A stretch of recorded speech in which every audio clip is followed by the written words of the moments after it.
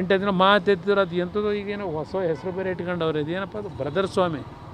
ನಿಮ್ಮ ಯೋಗ್ಯತೆ ಮಾನ ಮರ್ಯಾದೆ ಇದ್ದರೆ ಯಾವ ಥರ ನಡ್ಕೊಂಬಂದಿದ್ದೀರಿ ನೀವು, ನಿಮ್ಮ ಪಕ್ಷದ ಅಧ್ಯಕ್ಷ. ಕಾಂಗ್ರೆಸ್ನ ವರ್ಕರ್ಸ್ಗೆ ನಾನು ಹೇಳಲಿಕ್ಕೆ ಬಯಸ್ತೀನಿ, ಮೊದಲು ನಿಮ್ಮನೆ ಏನೇನಾಗಿದೆ ಸರಿಪಡಿಸ್ಕೊಳ್ಳಿ, ನಿಮ್ಮ ಪರಿಸ್ಥಿತಿಗಳೇನಿದೆ ಅಂತೇಳಿ. ಅಲ್ಲಿ SITನಲ್ಲಿ ರಾಜಾತಿಥ್ಯ ಯಾರಿಗೆ, ಆ ಒಂದು 14 ವರ್ಷ ಡ್ರೈವರಾಗಿ ಕೆಲಸ ಮಾಡಿದ್ನಲ್ಲ, ಇದೇ ಪ್ರಜ್ವಲ್ ಹತ್ರ. ಎಲ್ಲಿದ್ದಾನೆ ಅವನು? ದಿನ SITಗೆ ಅವನ ಮಾವನ ಮನೆಗೆ ಹೋದಂಗೆ ಹೋಗ್ತಾನೆ ಬರ್ತಾವನೆ. ಅಲ್ಲಿ SIT ಒಳಗೆ ಅವನಿಗೇನು ರಾಜಾತಿಥ್ಯ ಕೊಟ್ಕೊಂಡು ಇಟ್ಕೊಂಡಿದ್ದೀರಿ.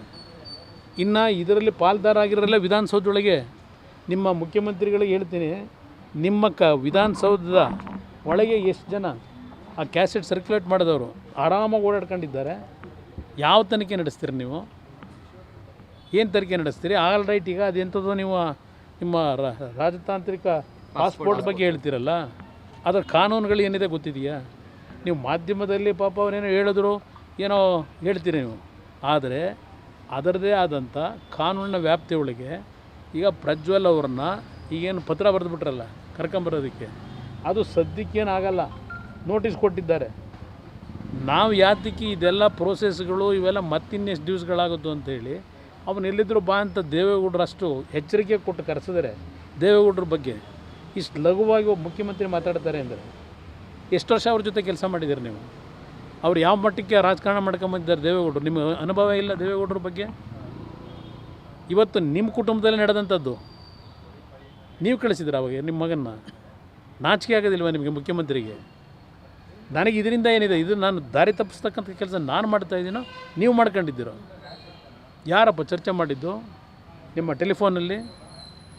ಅದೆಂಥದ್ದು ದೇವರಾಜೇಗೌಡರ ಬಗ್ಗೆ ನಿಮ್ಮ ಕಾಂಗ್ರೆಸ್ನವರು ಅದೇನೋ ಟ್ವೀಟ್ ಮಾಡಿದ್ದೀರಲ್ಲಪ್ಪ, ಬ್ರದರ್ ಸ್ವಾಮಿ ಜೊತೆ ಅದೆಂಥದ್ದು ಹೊಂದಾಣಿಕೆ ಮಾಡ್ಕೊಂಡು ಬ್ರದರ್ ಸ್ವಾಮಿನೇ ಆಡಿಯೋ ಇದು ಅದೇ ವಿಡಿಯೋ ಪೆನ್ ಡ್ರೈವ್ ಬಿಟ್ಟವನೇ ಅಂತ ಹೇಳಿ ಈ ಮಟ್ಟಕ್ಕೆ ಈ ಚಿಲ್ಲರೆ ರೀತಿಯಲ್ಲಿ ಇದೊಂದು ಪಕ್ಷವ, ಇದು ಕಾಂಗ್ರೆಸ್ ಪಕ್ಷ.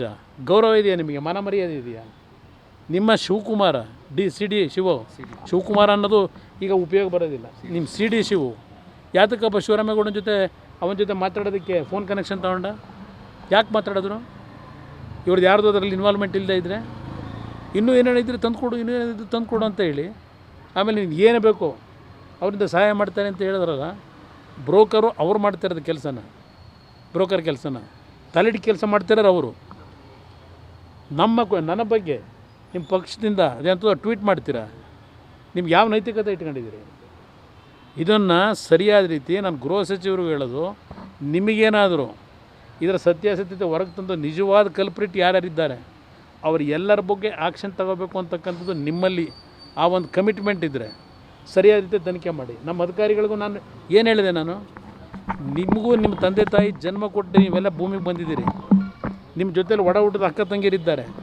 ಸರಿಯಾದ ರೀತಿಯ ಈ ಒಂದು ವಿಷಯಕ್ಕೆ ಸಂಬಂಧಪಟ್ಟಂಥ ತನಿಖೆ ದಾರಿ ತಪ್ಪಿಸ್ದೆ ಸರಿಯಾದ ರೀತಿ ತನಿಖೆ ಮಾಡ್ಕೊಳ್ರಪ್ಪ ಅಂತ ಹೇಳಿಲ್ಲ ನಾನು. ಇದಕ್ಕಿಂತ ಏನು ಹೇಳ್ಬೇಕು ನಾನು?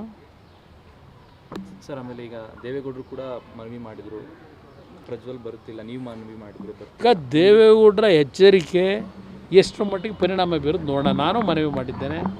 ಈಗ ಅದರ ಪರಿಣಾಮ ಎಷ್ಟು ಮಟ್ಟಿಗೆ ಗೌರವಿಸ್ತಾನೆ ಅಂತಕ್ಕಂಥದ್ದನ್ನು ನಾವು ಕಾಯ್ತಾ ಇದ್ದೇವೆ ಕುತೂಹಲದಿಂದ. ನಿಮ್ಮಷ್ಟೇ ಕುತೂಹಲದಲ್ಲಿ ನಾವು ಇದ್ದೇವೆ, ನೋಡೋಣ. ಸರ್, ಕೊನೆ ಚನ್ನಗಿರಿಯಲ್ಲಿ ಸರ್ KJL DJL ಥರನೇ ಪೊಲೀಸ್ ಸ್ಟೇಷನ್ ಮೇಲೆ ಅಟ್ಯಾಕ್ ಆಗಿದೆ. ಪೊಲೀಸ್ ಸಮುದಾಯದವರು ಈ ಸರ್ಕಾರದ ಅಧಿಕಾರಿಗಳಿಗೆ ಯಾರೂ ಗೌರವ ಕೊಡ್ತಕ್ಕಂಥ ವಾತಾವರಣ ಇಲ್ಲ. ಯಾವ ಪೊಲೀಸ್ ಅಧಿಕಾರಿಗಳಿಗೆ ಗೌರವ ಇಲ್ಲ ಇವತ್ತು ಈ ರಾಜ್ಯದಲ್ಲಿ, ನನ್ನ ಅಭಿಪ್ರಾಯದಲ್ಲಿ. ಯಾಕೆ ಅಂದರೆ ಸರ್ಕಾರ ಆ ರೀತಿ ಇದೆ, ಆ ಪೊಲೀಸ್ ಅಧಿಕಾರಿಗಳನ್ನ ಉಪಯೋಗ ಆ ರೀತಿ ಮಾಡ್ಕೊತಾ ಇದ್ದೀರಿ. ಆದ್ದರಿಂದ ಇವತ್ತು ರಾಜ್ಯದಲ್ಲಿ ಸಂಪೂರ್ಣವಾಗಿ ಕಾನೂನು ಕುಸಿತ ಆಗಿರತಕ್ಕಂಥದ್ದು. ಪೊಲೀಸ್ ಇಲಾಖೆ ಇವತ್ತು ಅತ್ಯಂತ ಒಂದು ಕಠಿಣವಾದಂಥ ರೀತಿ ತೀರ್ಮಾನಗಳನ್ನು ಮಾಡಲಿಕ್ಕೆ ಆಗದೇ ಇರತಕ್ಕಂಥ ವಾತಾವರಣ ಸೃಷ್ಟಿ ನೀವು ಮಾಡ್ಕೊಂಡಿದ್ದೀರಿ. ಇದಕ್ಕೆ ಸ್ವಯಂ ಸರ್ಕಾರದ ಜವಾಬ್ದಾರಿ, ಅವರೇ ಮಾಡ್ಕೊಂಡಿರ್ತಕ್ಕಂಥ ಕೆಲಸ ಇದೆ. ಬೆಂಗಳೂರಿನಿಂದ ಮಂಗಳೂರುವರೆಗೆ, ಬೀದರ್ನಿಂದ ಚಾಮರಾಜನಗರದವರೆಗೆ ನಿಮ್ಮ ಸುದ್ದಿ ನಿಮ್ಮದೇ ಭಾಷೆಯಲ್ಲಿ. ಕರ್ನಾಟಕ ತಕ್.